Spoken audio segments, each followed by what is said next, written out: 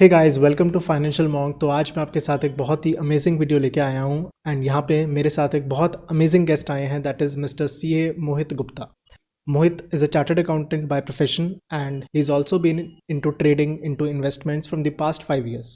बाकी मोहित, अपने बारे में आप थोड़ा सा और बताओ ऑडियंस को। Thank you Keshav and first of all congratulation for your new venture.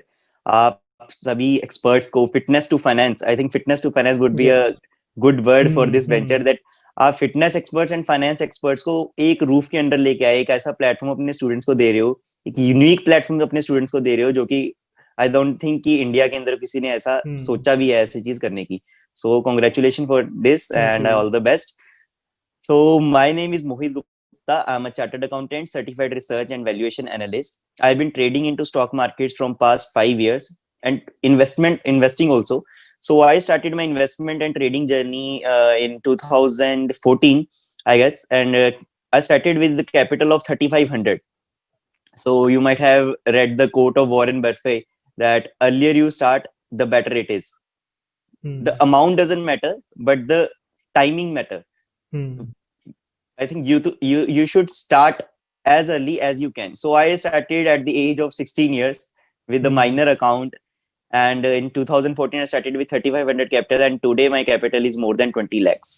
Nice. So I've been doing technical analysis day in day out in currency market, commodity markets, equity markets, every market technical. Hmm. इसको cut कर देंगे, बस that's equity market commodity currency तक कर रखते हैं, उसको ठीक है, कट ठीक है, कर ठीक देते है। हैं आगे। तो मोहित, मुझे एक बात बताओ, आपने बात की टेक्निकल एनालिसिस की, फंडामेंटल एनालिसिस की, एक्चुअल में ये चीज़ें होती क्या है? क्योंकि मेरे पास जो ऑडियंस बेस है अभी बहुत ही बेसिक ऑडियंस है, दैट इज़ जिन्होंने या तो 11th कर रहे हैं, 12th कर रहे हैं, 12th पास आउट हैं। और इवन मेरे पास, मैं बताऊँ, मेरे पास डेली क्वेरी आती है बच्चों की कि भैया हमें सीए करनी चाहिए, नहीं करनी, मतलब डेली बच्चे आते हैं, भैया हम सीए कर रहे हैं, बताओ कहाँ कोचिंग ज्वाइन करें, कहाँ करें, क्या करें। तो मेरे पास जो ऑडियंस बेस है that is basically more into CA side. तो मैंने सोचा क्यों ना एक चार्टर्ड अकाउंटेंट को ही अपनी साथ लेके आऊँ, उनके साथ उनका एक्सपीरियंस शेयर करूँ कि एक होता है तुम जॉब के पीछे जा रहे हो कि मुझे जॉब करनी है, जॉब करनी है, और due to this corona virus, even though after having such a nice degree, such a good, मतलब अगर आपकी करियर, आपका अच्छी अपॉर्चुनिटीज़ उतनी अवेलेबल नहीं है आफ्टर दिस कोरोना पीरियड, पूरी चीज़ें चेंज हो गई हैं। मतलब आपको पता होगा कोई भी हैबिट बनाने में अराउंड 21 दिन लगते हैं, और ये कोरोना वायरस ने हमारा जो पूरी हैबिट्स थी, जो पूरा कॉर्पोरेट कल्चर था कि इतने सालों तक जो चलता था कि आपको ऑफिस आना है, काम करना है, और वही चीज़ अब घर बैठे बैठे हो रही है। इवन मतलब मेरे कुछ फ्रेंड्स हैं और मेरे रिलेटिव्स हैं, उनसे मेरी बात हुई, इवन जो हाउस वाइफ्स है वो भी इवन घर बैठ के वर्क फ्रॉम होम कर रहे हैं, एंड जो पूरा कल्चर है वो पूरा तरह से चेंज हो गया है। तो मैं मोहित से पूछना चाहता हूँ कि even after this pandemic, even after this corona, how are you performing, like आप क्या कर रहे हो आजकल ऐसा? कोरोना वायरस के बाद आई थिंक बहुत सारे बिजनेसेस में लॉकडाउन लगा, पूरी इकोनॉमी में लॉकडाउन लग गया, बहुत सारे बिजनेस शट डाउन हुए। बट हमारा बिजनेस तो सर स्टॉक मार्केट से रिलेटेड है, और वो तो शट डाउन नहीं हुआ। हालांकि काफी लोगों ने रिक्वेस्ट भी की थी जब निफ्टी के अंदर डाउन सर्किट्स लगने स्टार्ट हुए थे कि मार्केट को सस्पेंड कर दो और हम्म। मार्केट को रोक दो, बट ऐसा गवर्नमेंट ने नहीं किया, because this was an essential need for the economy. Hmm. ये भी इसेंशियल एक्टिविटीज के अंदर आई, जैसे कि आपका खाना इसेंशियल एक्टिविटीज में आया, उसी तरह हम्म। गवर्नमेंट ने सोचा, गवर्नमेंट ने इस चीज को, नीड को इंपॉर्टेंस दी कि स्टॉक मार्केट भी एक इसेंशियल एक्टिविटी है। सो स्टॉक मार्केट ये कोई छोटी मोटी चीज तो है नहीं, इसी से पता चल गया है हमें। हम्म। ठीक है। जो आपका क्वेश्चन आपने मेरे से पूछा कि फंडामेंटल एनालिसिस और टेक्निकल एनालिसिस के बारे में बताओ, इसके बारे में तो बहुत ही डिटेल्ड वीडियो एंड पूरा कोर्स बन सकता है, बट मैं उसके ऊपर नहीं जाऊंगा। ब्रीफली मैं एक्सप्लेन कर देता हूँ कि फंडामेंटल एनालिसिस और टेक्निकल एनालिसिस के बीच में डिफरेंस क्या है, उससे आपको समझ भी आ जाएगा फंडामेंटल एनालिसिस क्या है और टेक्निकल एनालिसिस क्या है। जी। राइट। सो फंडामेंटल एनालिसिस के दो दो मेन एस्पेक्ट्स होते हैं, quantitative analysis and qualitative analysis. आपने बताया कि आपके स्टूडेंट जो हैं 10th एंड 12th वाले हैं, तो उनको आप बैलेंस शीट स्टडी करना सिखाते होगे, जी। बैलेंस शीट जी। बनाना सिखाते होगे आई थिंक यस। अभी तो 12th के एग्जैक्टली, अंदर। एग्जैक्टली। राइट। सो जो भी आप बैलेंस शीट बनाना सिखा रहे हो, उसको प्रॉफिट एंड लॉस सिखा रहे हो, कैश फ्लो स्टेटमेंट सिखा रहे हो, तो हम्म। उसको एनालाइज करना कि उससे क्या 5 साल की पिछली बैलेंस शीट पीएल को एनालाइज करना, फिर हमें फ्यूचर में फोरकास्टिंग करना कि अगले 5 सालों के अंदर उसकी ग्रोथ क्या आ सकती है, अगले 5 सालों की भी हम बैलेंस शीट बनाएं। आप जो उनको सिखाते हो वो सिखाते हो हिस्टोरिकल स्टेटमेंट्स, यस। हम प्रोजेक्टेड स्टेटमेंट्स भी बनाते हैं। तो उसको बोलते हैं क्वांटिटेटिव एनालिसिस, कि किसी कंपनी के जो क्वांटिटेटिव नंबर्स हैं, जो कि फिगर्स हैं, उसकी मॉनेटरी टर्म्स हैं, उसको हम एनालाइज करें। सेकंड जो चीज हम एनालाइज करते हैं वो मोहित, मैं होती है थोड़ा सा आपको क्वालिटेटिव इंटरप्ट करूंगा एनालिसिस। यहाँ पे, मैं थोड़ा सा यहाँ पे इंटरप्ट करूंगा आपको। See all the audience that are watching this video, देखो, एक चीज़ होती है पैसिव, एक चीज़ होती है एक्टिव। आप पैसिव लर्निंग करना चाहते हो या एक्टिव लर्निंग करना चाहते हो? पैसिव लर्निंग मतलब आपने वीडियो खोल लिया, आप वीडियो देख रहे हो, सुन रहे हो, इधर देख रहे हो, उधर देख रहे हो, वीडियो में भी ध्यान लगा रहे हो। और एक होती है active learning, you are watching the video, and video देख के कोई फायदा नहीं है जब तक आप उस चीज़ को इंप्लीमेंट ना करो। जो भी मोहित सर या मैं कोई भी चीज़ आपको बता रहा हूँ, तो please keep a paper and pain in hand. Trust me, ये जो नॉलेज आपको मिल रही है free of cost, free of cost यहाँ पे जो कंटेंट आपको मिल रहा है, ट्रस्ट मी, ऐसा कंटेंट एक ही जगह पे आपको मिलना बहुत ही मुश्किल है। तो ये कंटेंट है, इसकी एक डायरी बनाओ, एंड ट्रस्ट मी, वो जो आपके पास कंटेंट आएगा, वो जो आपके पास नॉलेज आएगी, that is going to give an edge to you while, जैसे अगर आप कोई जॉब इंटरव्यू के लिए जा रहे हो, आप कहीं जा रहे हो, तो you will have more knowledge, more experience than your other colleagues. तो yes Mohit, please continue. So that was the quantitative analysis. So coming to qualitative analysis. Qualitative analysis में हम क्या करते हैं, ओवरऑल इंडस्ट्री को देखते हैं, ओवरऑल इकोनॉमी को देखते हैं। अब जैसे आपको पता है कि कोविड की वजह से इकोनॉमी की हालत की बैंड बच चुकी थी। सो हमने पूरा इकोनॉमी को एनालाइज करा, इंडस्ट्री को एनालाइज करा कि ग्लोबल मार्केट्स के अंदर क्या हो रहा है, all over the world economy में क्या हो रहा है, यूएस इकोनॉमी में क्या हो रहा है, एशियन इकोनॉमीज में क्या हो रहा है, चाइना में क्या हो रहा है, जापान में क्या हो रहा है, इवन कि पाकिस्तान में क्या हो रहा है, यस इंडिया में तो यस। क्या हो रहा है उसकी तो हमें नॉलेज रखनी है, साथ साथ ग्लोबल इकोनॉमी की भी हमें इंफॉर्मेशन रखनी है। सो क्वालिटेटिव एनालिसिस के अंदर ये ब्रॉडर एस्पेक्ट्स हो जाते हैं, फिर उसको हम स्मॉलर एस्पेक्ट्स पे ले जाते हैं कि कौन सी इंडस्ट्री है जो कि बूम कर रही है, कौन सी इंडस्ट्री अच्छा परफॉर्म कर रही है। फिर हम रूरल और अर्बन के अंदर भी आ जाती हैं कि रूरल सेक्टर फ्लरिश कर सकता है या अर्बन सेक्टर के अंदर डिमांड ज्यादा है। देन हम उसके अंदर फिर कंपनी की क्वालिटेटिव एस्पेक्ट्स के ऊपर आ जाते हैं कि कंपनी की जो मैनेजमेंट है उसके क्वालिटेटिव एस्पेक्ट कैसे है, कि मैनेजमेंट की इंटीग्रिटी है या नहीं है।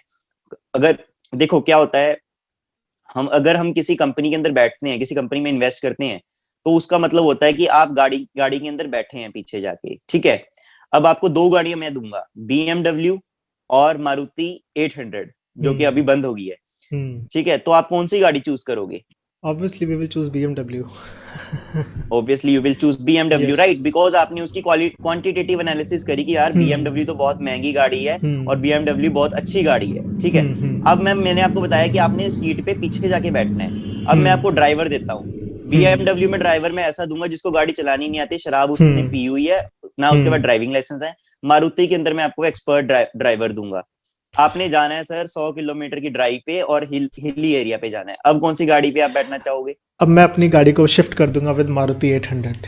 तो राइट। मैं समझ गया आपका पॉइंट, क्या कहना आप चाह रहे हैं स्टिल। हाँ जी, बताइए बताइए।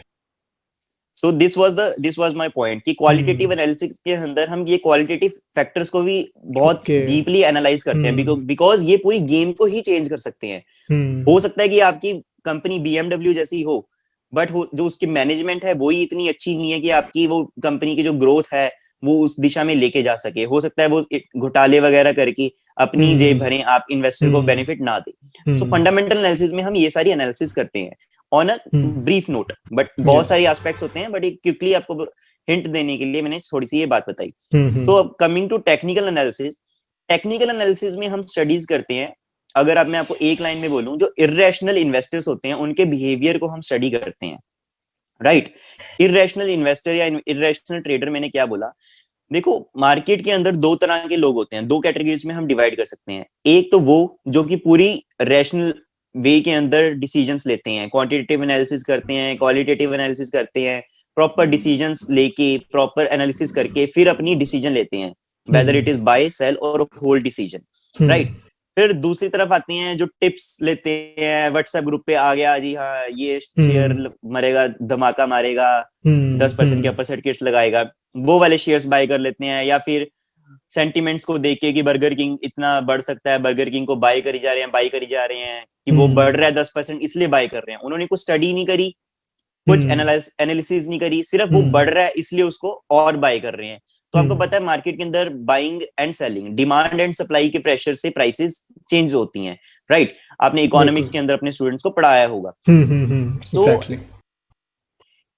जो ये इरेशनल इन्वेस्टर होते हैं, बिना एनालिसिस से बाइंग एंड सेलिंग करते हैं, इसके अंदर मार्केट के अंदर जो मार्केट की प्राइस मिलती है किसी कंपनी की, उसकी फेयर वैल्यू से फ्लक्चुएशन आ जाती है, जो कि हमने बोला क्वांटिटेटिव एनालिसिस और क्वालिटेटिव एनालिसिस, जो हमने फेयर वैल्यू निकाल ली उससे फ्लक्चुएशंस आ जाती हैं because of buying selling pressure of irrational investors.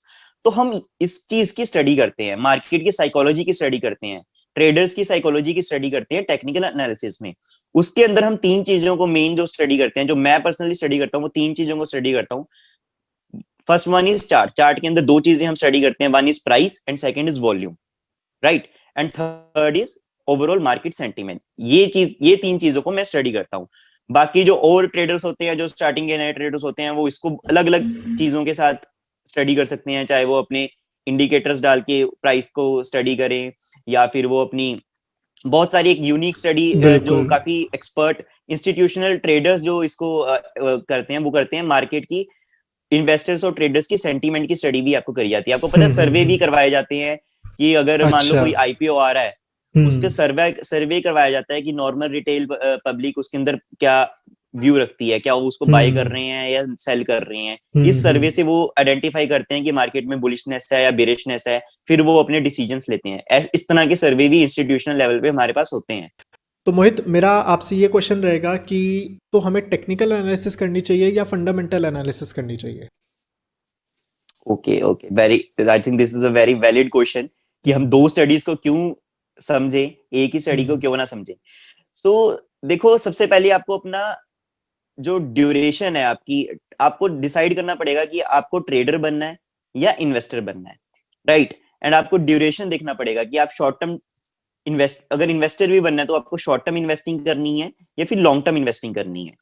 हालांकि ओके। इन्वेस्टमेंट में शॉर्ट टर्म इन्वेस्टिंग जैसी कोई चीज होती नहीं है, उसको हम शॉर्ट टर्म ट्रेडिंग ही बोलते हैं। बट काफी लोग इसको बोलते हैं कि हमें 2 महीने के लिए इन्वेस्टमेंट करनी है। ऐसी कोई इन्वेस्टमेंट नहीं होती जो 2 महीने के लिए की जाए।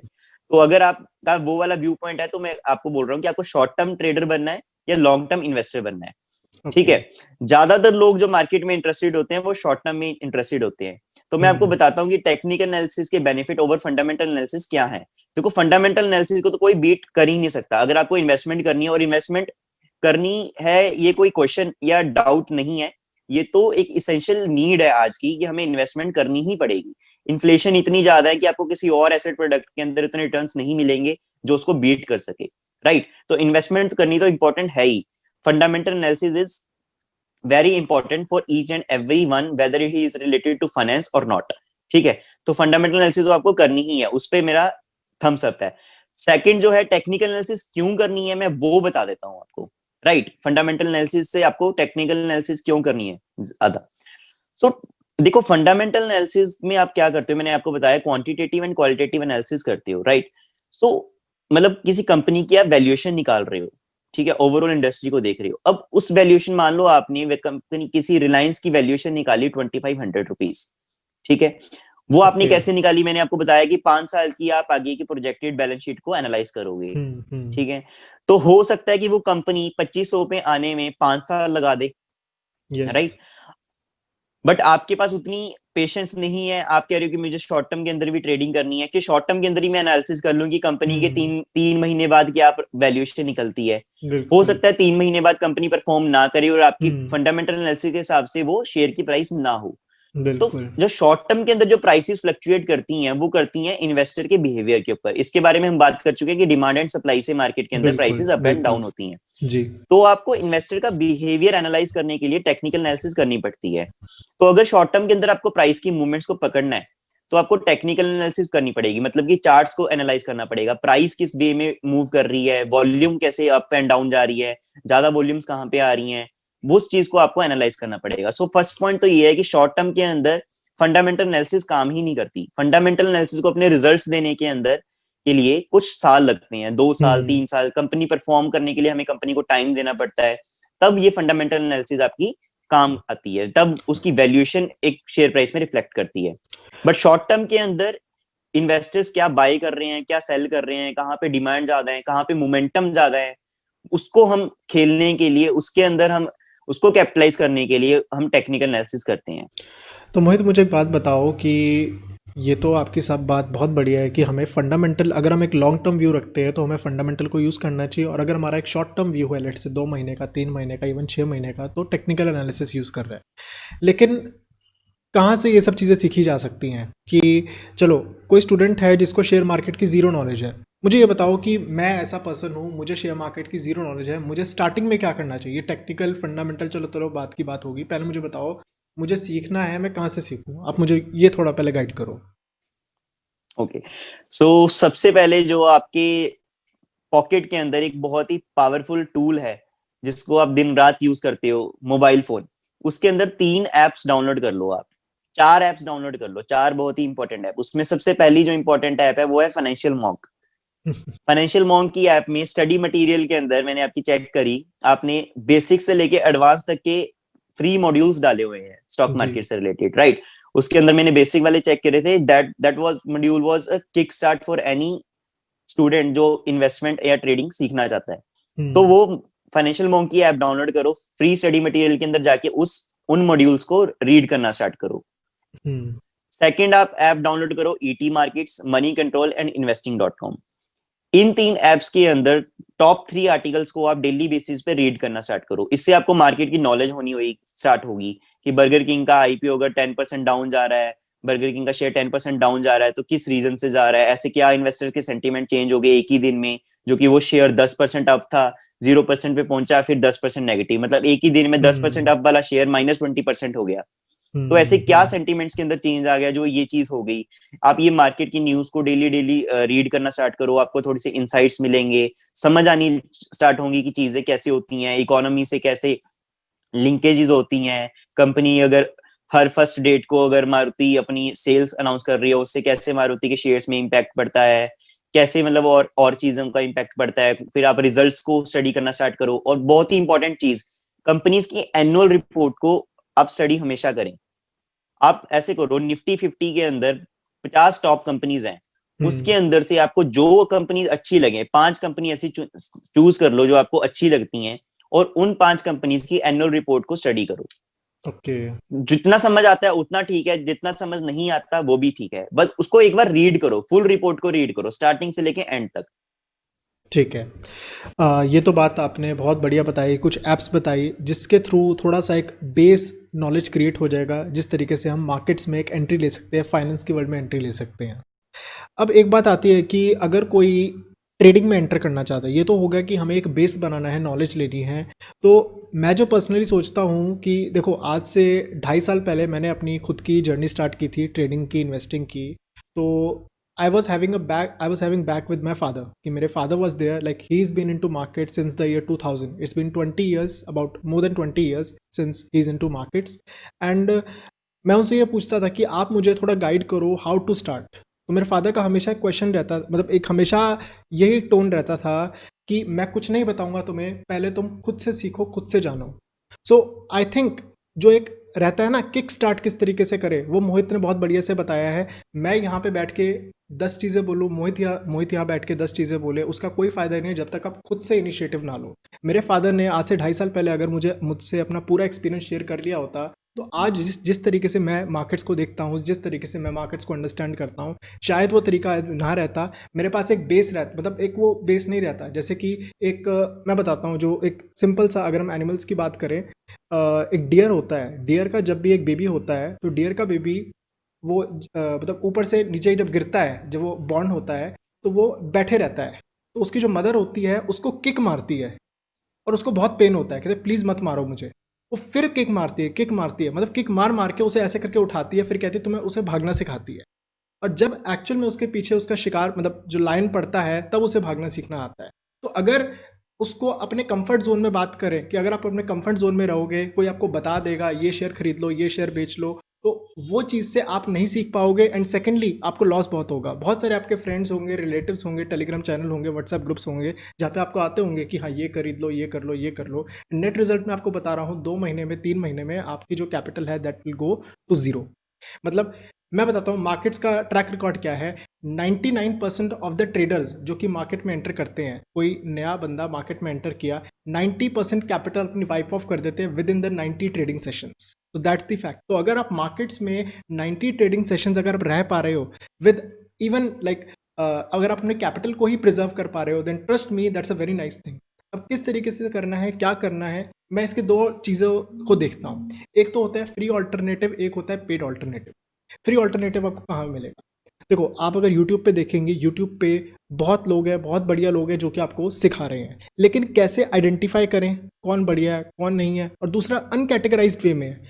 कोई चीज़ ये बढ़िया बता रहा है, कोई चीज़ वो बढ़िया बता रहा है, तो कैसे पता लगाएं कौन सा बढ़िया कौन सा नहीं है। And due to this limitation, अगर आप कुछ भी सर्च करेंगे यूट्यूब पे कि हाँ मुझे बताओ मूविंग एवरेज क्या होता है, मुझे बताओ बॉलिंजर बैंड क्या होता है, मुझे बताओ RSI क्या होता है, तो ये सब चीज़ों का सर्च करोगे आपको 100 वीडियो 150 वीडियो मिलेंगी। लेकिन वही बात है ना कि एक तो होता है कि गुरु आपका कैसा है, कि आपको नहीं पता कैसा है, आपको इन चीज़ों के बारे में नॉलेज नहीं है, तो उस चीज़ को लेके मैं कहूँगा फ्री कंटेंट पे उतना रिलाई करना ठीक नहीं रहता। और अगर हम पेड कंटेंट की तरफ जाएं तो उनकी स्टार्टिंग ऐसी होती है 10,000 का, 20,000 का, 30,000 का, 50,000 का। इंटरेस्ट में मोहित, मैं अभी कल ही एक पर्सन का, बहुत ही फेमस पर्सन है, तो उनका मैं एक वेबिनार कोर्स देख रहा था and they were charging like 50,000 rupees for just 2 hours. 2 घंटे के सेशन के लिए 50,000 पे चार्ज कर रहे हैं। एंड ट्रस्ट मी, मेरे एक फ्रेंड थे तो उन्होंने वो कोर्स परचेज़ किया था एंड तो उन्होंने बताया कि मैंने कोर्स परचेज़ किया। मैंने कहा चलो आप बताओ कि आपको उससे क्या सीखने को मिला। एंड ट्रस्ट मी, जो ऐसे सेमिनार्स होते हैं, वेबिनार्स होते हैं, देखो एक्सेप्शंस हर जगह होते हैं, लेकिन जनरल एक जो चीज़ होती है ना कि उनकी वैल्यू कुछ ज़्यादा खास नहीं होती कि जितना आप पे कर रहे हो उतना कुछ मिलता है। तो इस चीज़ को, इस ब्रिज को, ये जो एक ब्रिज बना पड़ा है, एक गैप बना पड़ा है, इसको ब्रिज करने के लिए मैंने सोचा क्यों ना एक ऐसा प्लेटफॉर्म बनाया जाए जहाँ पे कुछ ऐसे एक्सपर्ट्स को लाया जाए। और सेकेंडली, कोई भी पेड कंटेंट होता है उसको लेके क्रेडिबिलिटी का भी इशू आता है कि लेट्स से मैंने अपना एक पेड कंटेंट बनाया, तो सबसे पहले कोई भी अपना पेड कंटेंट बना रहा है specially related to share market, या लेट्स से मैंने कोर्स बनाया, मैं आपको डिजिटल मार्केटिंग सिखाऊंगा, मैं आपको बताऊंगा किस तरीके से यूट्यूब पे व्यूज़ आते हैं, किस तरीके से आपकी वेबसाइट रन होगी। पहला क्वेश्चन आपके लिए होना चाहिए, आपके वीडियोस पे कितने व्यूज़ आते हैं, आपकी वेबसाइट पे कितनी अर्निंग होती है। तो the same thing goes here, share market में अगर आपको कोई भी ट्रेनिंग दे रहा है, कोई भी चीज़ सिखा रहा है, first question should be sir आपके कितने पैसे लगे हुए हैं, सर आप कितना कमा रहे हो। तो सबसे पहले ये चीज़ आती है। एंड सेकेंडली, चलो आप कमा तो रहे हो, कोई सर्टिफिकेशन है, तो वो चीज़ भी एक क्रेडिबिलिटी की तरह ऐड करती है। तो अगर मैं आपको बताऊं मोहित के बारे में, Mohit is a chartered accountant and we all know chartered accountancy is a very difficult course, at least in India most difficult course as we know. And after doing CA, he has not stopped his learning journey and Mohit is also a certified research analyst. So ये qualities के बाद मोहित इतना अच्छा amount invest भी करता है, उसके ऊपर अच्छा एक रिटर्न भी जनरेट करता है। So I think Mohit is one of the best persons जिनके साथ कोलैबोरेशन करके एक बहुत अच्छा कंटेंट क्रिएट किया जा सकता है। तो मैंने मोहित को बोला कि मोहित देखो, तुम्हारे पास इतना एक्सपीरियंस है, इतने स्किल्स हैं, क्यों ना इस चीज़ को एक कोर्स के फॉर्म में लाया जाए, क्यों ना बच्चों के साथ शेयर किया जाए, जिससे कि जो गलतियां तुमने की 5 साल में, 6 साल में, तो वो गलतियां बच्चे ना करें, वो चीज़ों को समझें एंड खुद का एक बेस बनाएं। देखो, जो हम चीज़ें ला रहे हैं, we will keep in mind कि एक अफोर्डेबिलिटी वाली चीज़ रहे, क्योंकि मैं नहीं चाहता कि मैं यहाँ पे प्रॉब्लम्स को डिस्कस करूँ। प्रॉब्लम ये है कि ना पेड कोर्सेज होते हैं, प्रॉब्लम ये होती है फ्री कोर्सेज ना अनकैटेगराइज्ड होते हैं। मैं प्रॉब्लम्स को सॉल्व करने आया हूँ, मैं सिर्फ प्रॉब्लम्स बताने नहीं आया। तो पेड कंटेंट जो हम देखते हैं 10,000 का, 20,000 का, 25,000 का, 50,000 का, जिसमें कोई उतनी क्रेडिबिलिटी भी नहीं होती एंड सेकेंडली वो उतना वैल्यू एडिशन भी नहीं देती। तो दोनों चीज़ों को नज़र रखते हुए मैंने सोचा क्यों ना एक क्वालिटी कंटेंट प्रिपेयर किया जाए अलॉन्ग विद अफोर्डेबिलिटी। अब अगर मैं बात करूं अफोर्डेबिलिटी की, कितना का कोर्स है वो तो मैं यहाँ पे नहीं बताऊंगा, उसके लिए आपको डिस्क्रिप्शन बॉक्स में लिंक चेक करनी पड़ेगी, ऐप की है, ऐप में जाओगे आपको कोर्स का दिख जाएगा किस तरीके से है, क्या चीज़ है। एंड सेकेंडली, मैं आपको सिर्फ इतनी बात बताऊंगा, कोर्स की फ़ीस इतनी है कि आपकी स्कूल की जो मंथली फ़ीस होगी ना, वो फीस ज़्यादा होगी एज़ कम्पेयर जितना आप फीस यहाँ पे दोगे। तो मैं इतना कह सकता हूँ। एंड सेकेंडली, कोर्स में क्या चीज़ें होंगी मोहित, आप थोड़ा इसके बारे में बताओ, क्योंकि देखो कोर्स में क्या क्या सीखेंगे एंड मेरे कुछ क्वेश्चंस होंगे, आप साथ साथ आंसर देते रहना। एक तो कोर्स के कंटेंट्स आपको बताने हैं, दूसरा मुझे ये बताओ कि मैं आपको फीस दे दूंगा तो कितने टाइम में मेरी फीस वो रिकवर हो जाएगी। थर्ड मेरा क्वेश्चन रहेगा कि क्या आपका कोर्स करने के बाद आप मुझे कॉल्स बताओगे कि आज रिलायंस ले लो, आज टाटा ले लो, आज ये ले लो, आज वो ले लो। ओके, सो आपके 3 क्वेश्चंस हैं, उसमें फर्स्ट क्वेश्चन का मैं आंसर देता हूं कि कोर्स के कंटेंट क्या क्या रहेंगे। सो देखो, कोर्स का जो कंटेंट से पहले मैं बताता हूँ कोर्स किसके लिए है। कोर्स बिल्कुल कंप्लीट बिगिनियर से लेके एक इंटरमीडिएट लेवल तक का कोर्स है, जिसके अंदर आगे हमने एडवांस स्ट्रेटेजीज भी इसके अंदर डिस्कस की हैं, राइट। सो जब मैं बिगिनियर और बिल्कुल बिगिनियर की बात बोलता हूँ, उसका मतलब है कि मैं आपको ये भी बताऊंगा कि व्हाट इज टेक्निकल एनालिसिस, मतलब what is technical analysis, why technical analysis, what is the difference between technical analysis and fundamental analysis, वो सारा कुछ हम बेसिक्स भी इसके अंदर डिस्कस करेंगे। फिर हम इसके अंदर ट्रेडिंग रूल्स डिस्कस करेंगे, then I will discuss your with you most important patterns of candlesticks, price action, right and सिर्फ हम वो डिस्कस ही नहीं करेंगे, मैं उसके ऊपर आपको ट्रेडिंग भी करके दिखाऊंगा कि कैसे उसके ऊपर ट्रेड्स लेते हैं और फिर उस ट्रेड्स के अंदर कैसे प्रॉफिट बना सकते हैं। देन हम उन कैंडलस्टिक्स के पैटर्न की बिल्कुल साइकोलॉजी क्या है, हिस्ट्री क्या है, वो कब से स्टार्ट हुई, उसके पीछे क्या साइकोलॉजी है, मार्केट में ऐसा बिहेवियर कैसे हम उससे स्टडी करते हैं, वो सारा कुछ डिस्कस करेंगे। देन हम इसके अंदर इंट्राडे स्ट्रेटेजीज भी डिस्कस करेंगे। और सिर्फ यही यहीं तक नहीं, ये सारा कुछ इक्विटी मार्केट्स तक नहीं हम रिस्ट्रिक्ट कर रहे, हम इसके अंदर करेंसी मार्केट के अंदर भी फुल डिस्कस करेंगे। करेंसी मार्केट्स के फंडामेंटल्स क्या हैं, करेंसी मार्केट में ट्रेडिंग कैसे करनी चाहिए, कमोडिटी मार्केट भी इसके अंदर हम डिस्कस करेंगे, ऑप्शंस डिस्कस करेंगे, I think and paid software, free software, सारा कुछ हम इसके अंदर डिस्कस करने वाले हैं। So it is a comprehensive course of 30 hours. Okay, that's very second question nice. पे मैं आपके आता हूँ। Think so so second question पे मैं आपके आता हूँ, जो जो है कि आप इस कोर्स के बाद मैं आपको कॉल्स प्रोवाइड करूंगा। देखिए, कॉल्स तो हम ऑलरेडी प्रोवाइड करते ही हैं, लेकिन मैं उनको कॉल्स प्रोवाइड नहीं करता जो मेरा ये कोर्स ले, because this is a insult to my course अगर कोई किसी को मैं सिखा रहा हूँ और उसके बाद भी उसको कॉल्स की जरूरत पड़े। अगर कोई मेरा स्टूडेंट मेरा कोर्स लेता है तो उसके बाद वो खुद से कॉल्स जनरेट करने लग जाएगा उसकी कोर्स Okay. के हाफ कंप्लीट होने के बाद ही। In fact Okay. First day of course पे हमने बिल्कुल बेसिक्स को डिस्कस किया है, एंड सेकंड डे पे हम स्टार्ट हो जाते हैं चार्ट्स को एनालाइज करना। तो सेकंड डे पे मैं होमवर्क देना स्टार्ट कर देता हूँ कि आपको ये चार्ट्स को एनालाइज कर दिया, आपको सिखा दिया कि ये चीज ऐसे होती है। उसके बाद मैं उनको बताता हूँ कि उसको आप कैसे इजीली आइडेंटिफाई कर सकते हो और कैसे कौन से फ्री सॉफ्टवेयर से आप इसको जल्दी से इन पैटर्न्स को आइडेंटिफाई कर सकते हो, और उनको मैं होमवर्क दे देता हूँ। तो स्टार्टिंग फ्रॉम द डे 2 ही वो अपना कॉल्स को जनरेट करना स्टार्ट कर देते हैं, अपनी एनालिसिस करना स्टार्ट कर देते हैं, मतलब शेयर्स को वो आइडेंटिफाई करना स्टार्ट कर देते हैं। सो कॉल्स की बात तो यहाँ पे आती ही नहीं सर कि हम आपको कॉल्स दें। अगर आप चाहते हो तो मैं हम आपको दे देंगे, और जो मेरे स्टूडेंट्स हैं वो उनसे भी आप मांग सकते हो। Okay, that's right. very so nice. Coming to the third question कि इस कोर्स की फीस हमें कब तक वापिस आ जाएगी। So first of all, this is a investment. आप जो भी इस कोर्स के अंदर पैसे दे रहे हो वो आप एक एक्सपेंस नहीं है, वो आपका इन्वेस्टमेंट है। और इन्वेस्टमेंट में हम रिटर्न एक्सपेक्ट करते हैं कि हमें उस इन्वेस्टमेंट से रिटर्न कितना आएगा। तो मैं आपको ये एश्योरेंस दे सकता हूँ कि जितनी आप इन्वेस्टमेंट करोगे उससे 10% 20% रिटर्न हम एक्सपेक्ट नहीं करते, उससे आपको 2x 3x 4x नहीं, यानी कि 10x 20x रिटर्न्स आपको आएंगे। Very लेकिन जो होता है nice. कि पेबैक कब मिल जाएगा, हमने जो इन्वेस्टेड अमाउंट है वो हमें कब तक वापस मिल जाएगी, वो विद इन 1 वीक आप वापस ले सकते हो मार्केट से, मेरी Okay, कोर्स की एनालिसिस करने के बाद। that's very nice. तो मोहित, ये वेबिनार को एंड करने से पहले कुछ सजेशन लेना चाहेंगे, क्योंकि देखो, जिसने एंड तक देखा है उसके लिए कुछ ना कुछ तो होना चाहिए कि इतने बड़ी वीडियो, इतनी लंबी वीडियो लास्ट तक देखी है। तो मोहित, आपके हिसाब से क्या कुछ स्टॉक्स होंगे जो कि लगता है कि विद इन 1 ईयर अच्छा परफॉर्म कर सकते हैं?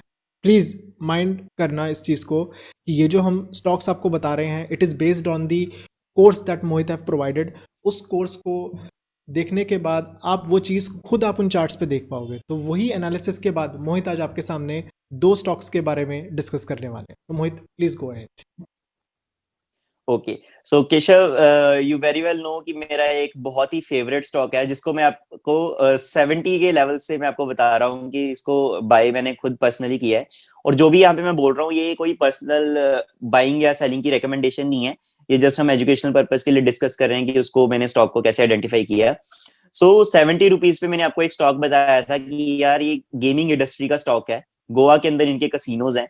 सो डेल्टा कॉप है उस कंपनी का नाम, उसके अंदर मैंने 70 रुपीज पे इन्वेस्टमेंट की थी, और एट प्रेजेंट उसके जो शेयर प्राइस है वो 150 प्लस है। राइट। सो मोर देन 100% रिटर्न उसके अंदर ऑलरेडी बना चुके हैं। और मैंने जब 70 रुपीज पे बाय किया था तब मैंने आपको टारगेट दिया था कि मैं इसकी जो वैल्यूएशन मैंने पर्सनली निकाली है वो 6 मंथ्स के अंदर मैंने 200 प्लस निकाल ली है, कि लॉकडाउन को ओपन हो जाने दो एक बार और कसिनोज वगैरह प्रॉपरली स्टार्ट हो जाने दो, डेल्टा कॉप का शेयर आपको 200 रुपए से कम में बिल्कुल भी नहीं मिलने वाला। और इसके अंदर मैंने डिटेल्ड एनालिसिस करी है, पूरी इंडस्ट्री एनालिसिस करी है कि गेमिंग इंडस्ट्री के कसिनोज के अंदर कोई भी ऐसी कंपनी नहीं है जो लिस्ट हो इतने बड़े लेवल के ऊपर। और आगे आगे जैसे आप देख रहे हो dream eleven, right, my teams, I think पता नहीं क्या क्या आईपीएल के अंदर है ये चीजें बिल्कुल चली हैं। बिल्कुल। तो ये सारी चीजें अब धीरे धीरे लीगलाइज होने वाली हैं, और मेरे को लगता है कि gaming industry is next boom for India. ये एक ऐसी इंडस्ट्री है जो कि बिल्कुल भी ग्रो नहीं हुई है ज्यादा, और ये आगे का फ्यूचर है. So not just for 1 year, I think for 5 years और 10 ईयर्स अगर आप इस स्टॉक को लेके चलते हैं तो it can gives you more than 10 to 20 times returns. तो ओके, डेल्टा कॉप दैट्स मैं वेरी पर्सनली नाइस. बाय करा हुआ है 70 रुपीज के लेवल्स पे, मैं आपको तब से बोलता आ रहा हूँ. ओके, सेकंड स्टॉक, एक और यस. स्टॉक के बारे में थोड़ा बताओ मोहित. एक और स्टॉक अगर आप बाय करना चाहते हैं, लार्ज कैप चाहिए, स्मॉल कैप चाहिए, मिड कैप चाहिए, कैसा चाहिए, पॉपुलर चाहिए? देखो, हमें तो सेफ चाहिए और इतना पॉपुलर भी नहीं चाहिए कि आप ये बोलो रिलायंस खरीद लो, एचडीएफसी बैंक खरीद लो. हम चाहते हैं कि प्योरली आपका जो एनालिसिस है, मतलब ऐसा शेयर जिसने सुना ही ना हो. मैं तो चाहता हूँ वैसा कोई शेयर, और वैसा शेयर जब बढ़ेगा ना तो ऑडियंस के माइंड पे अपने आप विश्वास आएगा. क्योंकि एक चीज़ हो रही है, हम यहाँ बोल रहे हैं ये कर लो वो कर लो, ऐसे एनालिसिस, ये एनालिसिस, वो एनालिसिस, बोलती तो दुनिया सारी है, लेकिन हम यहाँ वीडियो को अपलोड कर रहे हैं. आज इस डेट को नोट कर लो और यहाँ से 1 साल बाद इस वीडियो को फिर से देखना और देखना उन शेयर्स की वैल्यू कहाँ पहुँचती है. और मैं वो नहीं चाहता कि फेमस स्टॉक्स हो. फेमस स्टॉक्स तो यार एचडीएफसी बैंक बढ़ेगा, रिलायंस बढ़ेगा, टाटा बढ़ेगा, ये तो पता है यार. जैसे आपने बताया डेल्टा कॉर्प, ये शेयर कभी सुना ही नहीं किसी ने. एक एक और कोई ऐसा शेयर जो इतना फेमस ना हो लेकिन आपको लगता है कि विद इन 1 ईयर एक अच्छा उसमें से रिटर्न देखने को मिल सकता है हमें. ओके. सो डेल्टा कॉप तो आई नो फेमस नहीं है इतना कि काफी लोगों ने नाम नहीं सुना होगा, बट मैं एक ऐसा स्टॉक बताता हूँ जो जिसका शायद नाम आपने सुना हो, जी जी. बट एट प्रेजेंट उसकी जो वैल्यू है वो एक सेफ लेवल पर है. उसके अंदर जो डाउन साइड है मैं वो डाउन साइड रिस्क ज्यादा नहीं देखता, और जो अपसाइड है मैं वो काफी अच्छी उसके अंदर देखता हूँ. तो वो शेयर है सर आईआरसीटीसी. ओके. आईआरसीटीसी एक ऐसा स्टॉक है जिसके अंदर मैंने कंप्लीट एनालिसिस करी है खुद से. हम्म. उसकी अगर आपको रिपोर्ट भी चाहिए मैं वो भी आपके साथ शेयर कर सकता हूँ कि कैसे श्योर. मैंने उसके अंदर क्वांटिटेटिव एनालिसिस करी है. हम्म. पूरी मैंने उसके अंदर फाइनेंशियल मॉडल बना के 5 ईयर्स का बजटेड वो निकाला है. बट जैसे ही कोविड ओपन होता है, ये कोविड की वैक्सीन भी अब आपको पता है आने वाली है. फाइजर की कंपनी ने वैक्सीन निकाला. हाँ, फाइजर का भी मैंने नाम लिया. फाइजर का नाम आपने पता नहीं सुना, अब तो सुन लिया होगा सबने, पहले नहीं सुना था. बट बिल्कुल फाइजर का बिल्कुल. भी शेयर्स हमारी होल्डिंग्स के अंदर है, और फाइजर का शेयर डेफिनेटली बाय करना चाहिए. तो फाइजर भी मैंने आपको बता दिया जो कि थोड़ा सा फेमस शेयर है, और आईआरसीटीसी का शेयर मैं यहाँ पे बाय करके चल रहा हूँ. एक बार ना रेट्स बता दो, आईआरसीटीसी किस रेट्स पे अभी चल रहा है, ताकि बाद में अगर कोई वीडियो देख रहा हो ताकि वो कंपेयर कर पाए कि क्या प्राइस था क्या प्राइस है. अगर मैं बात करूँ डेल्टा कॉर्प की, दैट आई एम सीइंग उसकी अभी भी जो वैल्यू चल रही है दैट इज 160 रुपीज़. आईआरसीटीसी अगर आप अभी अगर ट्रैक कर रहे हो तो उसका आपको थोड़ा आइडिया होगा रेट का, like what it's right now. या डेफिनेटली यस. आईआरसीटीसी में ऐसे पॉइंट टू पॉइंट नहीं ट्रैक करता क्योंकि वो इंट्राडे ट्रेडिंग नहीं करता. बट आईआरसीटीसी जब भी 1450 से 1550 के लेवल्स में आता है तो वहां पे जरूर मैं उसको बाय करता हूँ. Yes, yes, yes. So that's very nice. And thank you everyone for watching the video till the very last. And hope so you like the video. And जो description box है, description box में सारी चीज़ें दी हुई हैं. You can just check it everything. And make sure you like the video, subscribe to the channel. And thank you once again Mohit for joining us for this session.